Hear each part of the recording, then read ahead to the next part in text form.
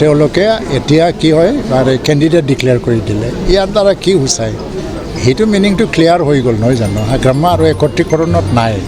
এতিয়া ৰাইজক এনে আভুৱা ধৰি আছে আৰু তেখেতৰ যিটো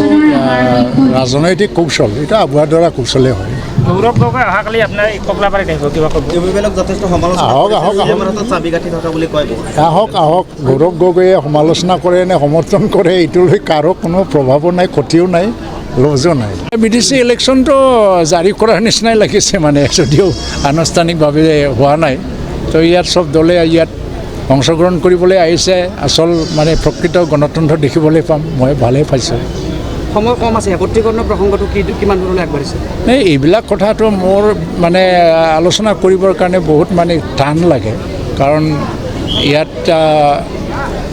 আন্তৰিকতাৰ মানে এটা প্ৰয়োজন হয় আৰু আভুৱা ধৰা ৰাজনীতিৰে কোনোদিনে একত্ৰীকৰণ নহয় এতিয়া আমিতো UPPL দলৰ পৰা আফচৰ আহ্বানত এবাৰ বহিল তেখেতসকলৰ সন্মুখত আমিয়ে আমাৰ মতামতটো দাঙি ধৰিছোঁ এতিয়া BPFৰ তৰফৰ পৰা আহি পেলাই তেওঁলোকৰ মতামত দাঙি ধৰিব লাগিছিল নধৰিলে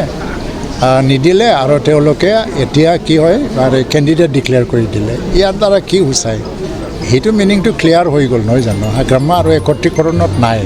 এতিয়া ৰাইজক এনে আভুৱা ধৰি আছে আৰু তেখেতৰ যিটো